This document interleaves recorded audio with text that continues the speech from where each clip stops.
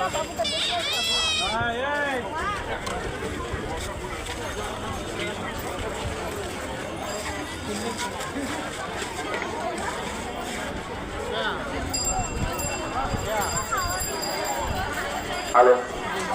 hello hello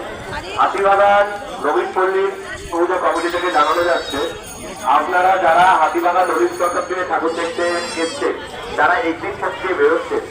সরকার দিক থেকে, তারা বেরিয়ে যে হাতিবাগান নবীন পল্লীর দিকে আসছে, এইটাই শুধু কিন্তু আমাদের জেনারেল লাইন নয়, আমাদের দুদিকে দুটো লাইন করা আছে,